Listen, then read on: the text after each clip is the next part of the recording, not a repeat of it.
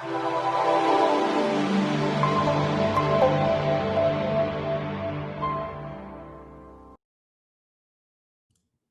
everyone, this is Robert Keens with goldsilverpros.com. It is Tuesday, December 29th, 2020, and there may be some trouble brewing in the Western gold markets. This is something I've been wanting to talk about for quite a while, but I've been putting the pieces together and haven't had time to publish this. But I think you guys are really going to want to look at what's going on with the LBMA and its potential spillover effects to the COMEX. I'm going to jump right into the presentation and we're going to get into the details. So the title of tonight's presentation is LBMA's gold market hegemony is threatened. Is there trouble in paradise? The LBMA threatens the free gold market. In a story printed by Reuters earlier this year, several months ago, Reuters reporters claimed to have seen a letter from the LBMA to other gold markets. And you can see this at the highlighted link. That article is still up. I just copied and pasted from it today. Now, we haven't seen the actual letter. I haven't seen it anywhere, but we're going based on what Reuters is reporting because they're a major news agency. The Financial Action Task Force and various NGOs have criticized the controls in Dubai and the United Arab Emirates around illegal or unethical gold trading. Details of the letter that were sent by the LBMA to a lot of the free and open gold markets in a lot of countries across the world, not only the UAE, but across the world. The world's most influential gold market authority, this is according to Reuters, they're calling LBMA the most influential gold market authority. I highlighted that in green because are they really an authority or are they just a gold market? Do they have regulatory oversight over the rest of the gold market? No, so I'm not sure why you'd call them an authority, but influential gold market, sure, I'll go with that. Anyway, the world's most influential gold market authority is threatening to stop bullion coming from countries, including the United Arab Emirates, from entering the mainstream market if they fail to meet regulatory standards. In the letter dated November 6th, addressed to countries with large gold markets, the London Bullion Market Association laid out standards they must meet on issues such as money laundering and where they source their gold, or be blacklisted from the LBMA's market. Well, why are they doing that? Let's get into some of the scope. The letter is addressed to China, Hong Kong, India, Japan, Russia, Singapore, South Africa, Switzerland, Turkey, the UAE, the United Kingdom, and the United States, all of which LBMA has identified as major gold centers. So in other words, the LBMA is trying to take the pole position here on regulating the gold market and where gold is sourced from. The LBMA is a trade group rather than a state agency, but it holds sway over the market because the large international banks that dominate gold trading typically only deal with metal from refineries the association has accredited. All of these so far are just quotes from the Reuters article. I'm just reading from the Reuters article. Essentially, the LBMA is threatening gold coming from certain markets, and people believe, insiders, sources believe that it's focused on the UAE, but they're sending this out to the other markets to address where gold is sourced from in an attempt to regulate it, even though they have basically zero authority to do so in other gold markets. Let's go further into the details. Another quote from the Reuters article, which I linked. A Reuters investigation last year found gold worth billions of dollars had been smuggled to Dubai from Africa, much of it mined by artisanal laborers who often work in difficult conditions. Once the gold has reached the UAE, it can then enter the global market. Now, to explain what artisanal gold is, it's not large gold companies. It's usually smaller gold operations, such as panning that you would have seen in the Western United States during the gold rush. However, in Africa, especially, a lot of that's associated with child labor and lack of effective labor practices, or protecting people and protecting their health and many other things. So artisanal gold mining in certain parts of the world can be dangerous. And so makes sense that, you know, people would want to see some controls around that, even though the LBMA is not an authority here. The letter also goes on, supposedly, because we haven't seen the letter, but according to Reuters, goes on to address cash transactions that cannot be traced. Now, I put the cannot be traced part in there because that's exactly what it is. If you're dealing in gold for cash, you can't trace who's buying that gold. Therefore, LBMA can't see where that gold is coming from. Therefore, of course, they couldn't control it or have any leverage over it in their own market. And they see that as a threat. Cash transactions are also common in UAE, And the FATF said in April that the country was not doing enough to prevent money laundering. Of course, there's the money laundering. I'm surprised they didn't throw in terrorism as well. They have no idea whether it has anything to do with money laundering, but that's always the thing that's thrown in the face of any free market, especially having to do with cash. See regulations around American banking accounts for reference. The Gulf state has tightened financial regulations to try to overcome a perception among some foreign investors that it is a hotspot for illicit money. It passed an anti-money laundering and terrorism financing law in 2018 and has worked with its ally, the United States, to sanction Islamist militant groups. In other words, UAE is trying to address this by passing regulations and working with regulatory authorities. So you think, okay, that kind of solves problems, but not in the eyes of the LBMA. Reason for the LBMA threats, according to the Reuters article, again quoted. The letter states the LBMA's strategic goals are to ensure responsible sourcing of recycled gold and end to cash transactions and support for artisanal and small-scale miners. It asks recipients to declare their support for the LBMA standards by December 11th and share an action plan for their implementation by the end of January if they have not been met. So LBMA is trying to put pressure on every other gold market to cut down on cash transactions and to cut down on support for small-scale miners. Now, just because you're doing artisanal mining doesn't necessarily mean that you're harming children or that the gold is being stolen from the people getting it, or any of those illicit practices are going on, or that gold traded for cash necessarily has to do with money laundering or other illicit processes or to support illegal crime. But because it's easier to do that, I guess because it's done in cash, then that's the reason the LBMA wants to impose controls on it. Of course, it doesn't have the authority to do so. Later in the presentation, I'm going to tell you why I think the LBMA is actually doing this, and we're going to get into some fun details there. And it has to do with the response of the UAE to this, as well as one other nation involved in the trade. The Gulf state UAE is a major supplier of gold, according to the Reuters letter. Now, I don't know how major it is. I think the gold coming from the UAE in 2018 to Switzerland, where it's refined, was 13 billion. Okay, gold is a multi-trillion-dollar market overall in terms of the amount of gold that's existing above ground. And if you look at the futures market in the US, they trade yearly production of gold like every week. So I don't think 13 billion is really a drop in the bucket. So if you really look at it, why is the LBMA so concerned about this when it's such a fraction of the gold traded, whether it be on the London OTC market or within the US COMEX or any of the other markets, the Shanghai, the TOCOM, or what have you?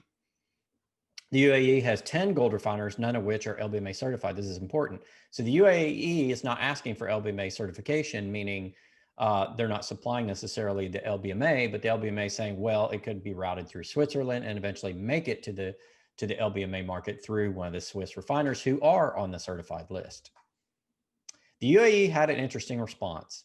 From the LinkedIn page of the executive chairman of the DMCC, Ahmed bin Sulayem, here is an interesting quote, and then I'm going to follow this up with some more interesting details.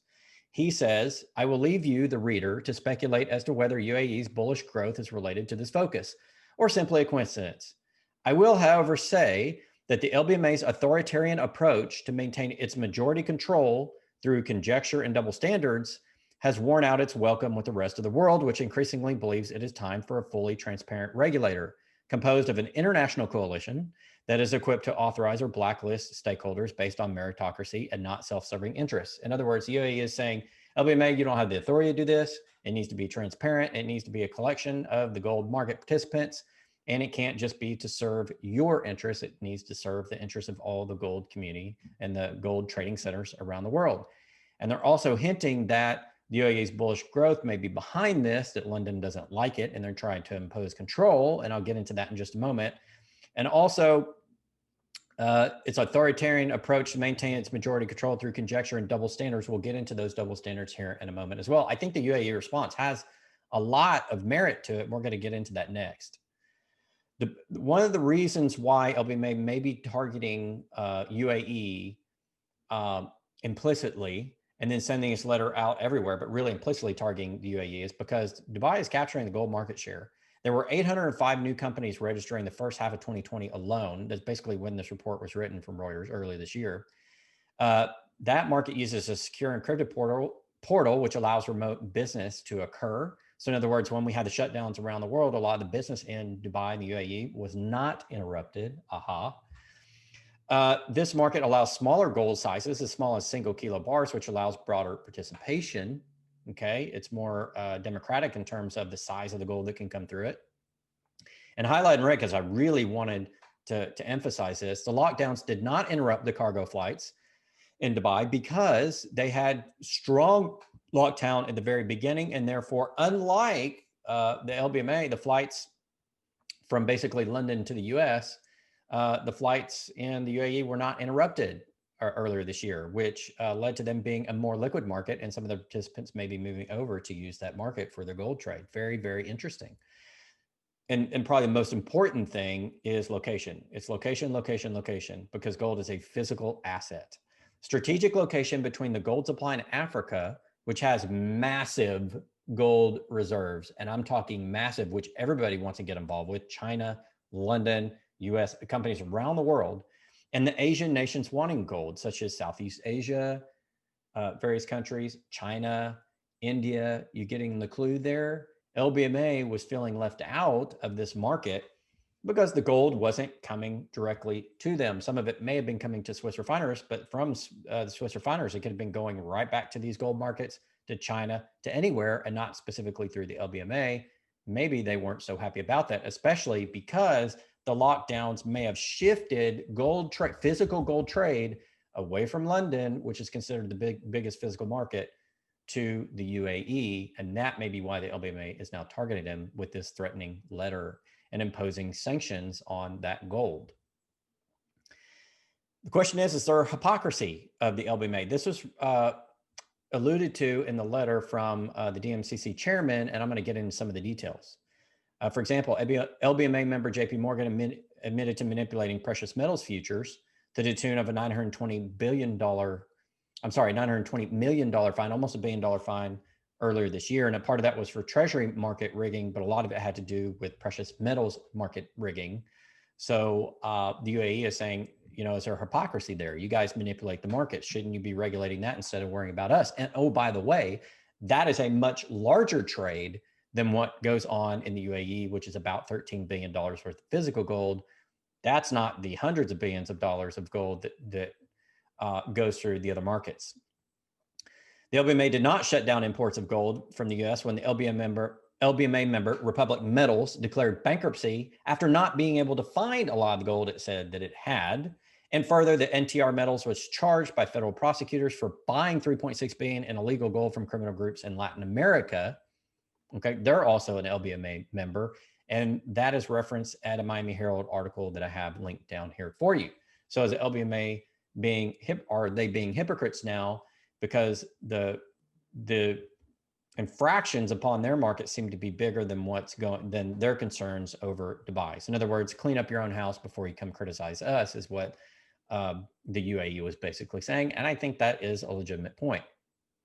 The Indian nation had a response to LBMA as well. And this came through an article at Money Control. And I'm just taking several quotes from it that I thought were very interesting. Now, remember, a lot of the gold trade through Dubai can go through India, but India is also one of the registered, some of their banks are registered in the LBMA. So they're kind of caught between, but they had an interesting response to this. In this article, it says, the LBMA letter has irked the Indian bullion industry, which feels that the London body has acted arbitrarily. There are suggestions that the Indian bullion trade joins hands with Dubai trade and come out with their own standards that would be widely acceptable.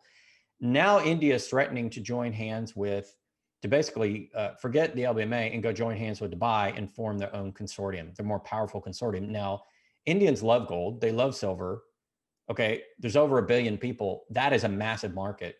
Does the London market really want to piss off India? I don't think so, but it seems like they have. The sentiment in the Indian bullion sector is that formulating such a standard will render the LBMA redundant, with India being the largest consumer of gold, accounting for nearly 30% of total global consumption. Holy cow. It looks like the LBMA may have awakened one of the sleeping giants in the gold industry. The other suspicion is over why the London Association move has targeted only selected markets. If the LBMA has issues with the origin, then it should bar gold from those origins rather than targeting trading centers. In other words, stop picking on Dubai and the UAE and look at where the gold is coming from and work on that. In other words, look at the artisanal mines, look at the individual country practices, especially from Africa, and deal with those. Maybe deal with helping them address those issues instead of attacking the trading center, because at the end of the day, the trading centers can't certify exactly where the gold came from. That may not be the most effective control anyway. So very interesting response from both the UAE and India to the LBMA and the London gold market. And I think those are legitimate responses, but it gets deeper if we analyze it just a little bit deeper. Because not to be left out, little brother COMEX joins the party in support of the LBMA. And this is directly off the CME Group's website. CME Group is the one that basically owns and runs the COMEX along with 3 of the other trading markets. They have delisted the only UAE refinery. That's right. In retribution for this supposed illicit gold trade coming out of UAE, which is questionable because it's hard to track all that. And it's so minuscule, only about 13 billion, at least at the time of the reporting. They still have decided to delist this refinery. It says effective July 31, 2020, 6 p.m. Central Time, the commodity exchange, COMEX, has suspended registration of the El Attihad Gold Refinery gold brand for delivery against the exchange's gold futures contract. As such, any unwarranted elect gold, 100 troy ounce bars and kilo bars, at exchange-approved depositories will no longer be deemed or reported as eligible for registration. Why would the COMEX get involved here?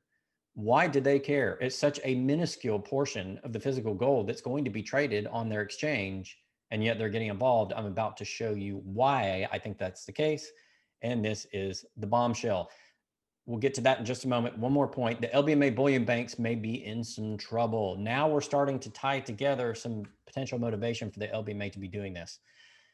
At the LBMA's website, they are basically claiming to be in some trouble here, the LBMA bullion banks. And it has something to do with a Basel requirement called the net stable funding ratio, or the NSFR. Remember when new Basel requirements came out, Basel III, that came into effect that made gold basically a tier 1 asset, or what they call an HQLA, high quality liquid asset, which basically put it on par with cash, which meant that you could count gold as a higher percentage against your reserve requirements for the banks. So the banks, of course, want to use all the gold they can get their hands on, whether allocated or unallocated, against their reserve requirements so that they're quote unquote liquid. The problem with the LBMA gold, however, is unallocated, meaning nobody really knows who actually owns it, how much physical is actually there. And I think that's why the LBMA is panicking a little bit, because their members, their bullion banks, are panicking a little bit when Basel III kicks in here in a few short months. A quote from this LBMA.org article right off their website. For precious metals, NSFR will require 85% of the required stable funding to be held against the financing, the clearing, and settlement of precious metals transactions. In December of 2013, the European Banking Authority published its report, which included an analysis of the liquidity and credit quality of various asset classes. In the report, government bonds and certain covered bonds were considered extremely high quality liquid assets, while corporate bonds and certain residential mortgage-backed securities were deemed HQLA. Gold was not given HQLA status, largely as a result of incomplete data. I should have highlighted that last part in red. What the European Banking Authority is saying is we'll take the debt of other nations and of mortgage-backed securities before we'll take your unallocated gold, LBMA. Whoa. Whoa.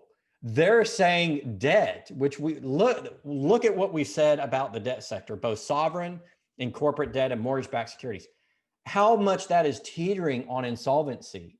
The European Banking Authority think that's a better quality asset than the unallocated gold that the LBMA bullion banks claim to have. If that's not a damning statement against the quality of what the LBMA says it has in gold reserve, I don't know what is, because that's a big ass banking authority making that statement. Bam, talk about a bombshell. How liquid do you think the London gold market actually is? How much gold do you actually believe they have when the European Banking Authority says you're not even as good as all this shit debt running around the world? Bombshell, bombshell, bombshell. So what does that mean? Impacts of the 85% RSF requirement. This is what the LBMA says could happen right off of that article I quoted. 1, a rise in the cost of clearing and settlement provided by the LPMCL, which is the clearing authority for the LBMA. Well, yeah, a rise in the cost of clearing and settlement, because they actually prove they have the gold they say they have. Of course, it's going to raise costs.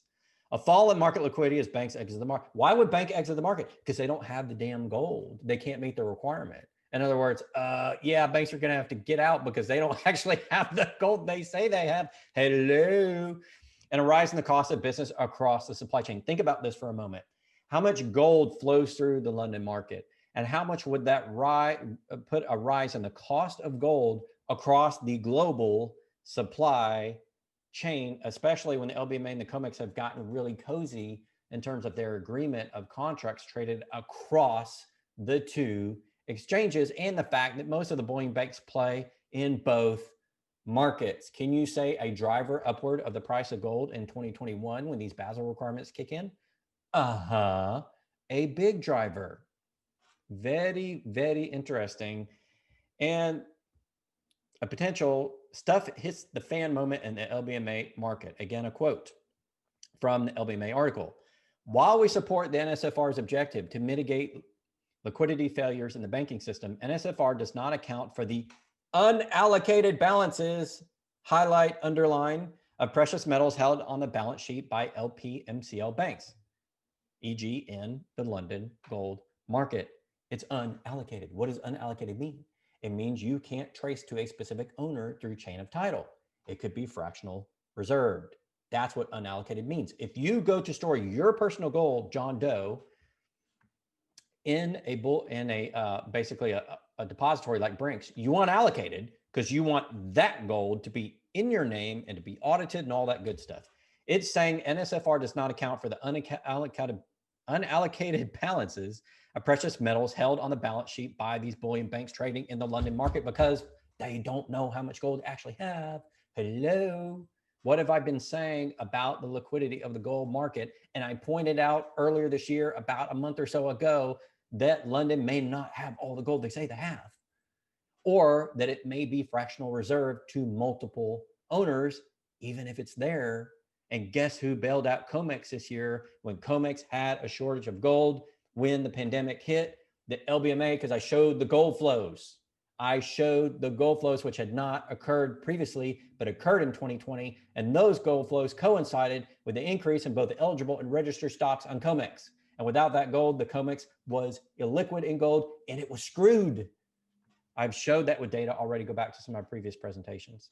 Another bombshell, a big ass bombshell. Consequences for the LBMA and COMEX. And this is where it gets interesting. These are my thoughts. This doesn't come from the article. These are my thoughts based upon all the stuff I showed you in this presentation, all this news coming out in 2020. Because the LBMA is an unallocated market, it could seriously reduce the amount of gold, quote unquote, physical gold, paper gold, traded in the London market. It could de-emphasize London. Why do you think London was going after the other physical markets like the UAE? It's a small market. It's 13 billion in physical metal, at least the part that was going to the Swiss refineries. Small cash market. Why do they care? Because they could be de-emphasized through new Basel requirements, and they don't want UAE taking more of the share, or maybe the Chinese Shanghai market. Hello? That's why they sent the letter to all the other gold centers. They're trying to maintain control when it looks like they could be up a creek without a paddle because of their own problems. It may also shine a serious light into exactly how much physical metal is actually liquid on the London OTC market, the largest physical exchange, LBMA. Maybe there's not so much. Maybe that's coming to light. Maybe that's why Dubai had 805 new registrants this year for their market in getting physical gold. Gee, I don't know. Is that possible? Could be. The second order effects on the US COMEX market, the futures market, because the LBMA has flooded COMEX with physical gold in 2020 to address liquidity issues. Who knows whether that's fractional reserved or whether it's owned free and clear. I don't trust the gold held on COMEX because they don't publish the audits. And it's very likely the audits are incomplete. I did that analysis, I don't know, about 2 months ago, and published a very lengthy presentation on that. I'm not going to go through the whole thing again, but man, I don't trust the gold that's in the COMEX approved depositories for a lot of reasons. And some of that could have been fractional reserved from the London market. And maybe that's now we're going to get a light shined on that. And that's why the London market is panicking. And that's why COMEX went to impose a sanction on that one Dubai refiner that was registered with COMEX and delisted it. Maybe they're trying to scare the markets into complying with their little scam or their scheme, and they're panicking.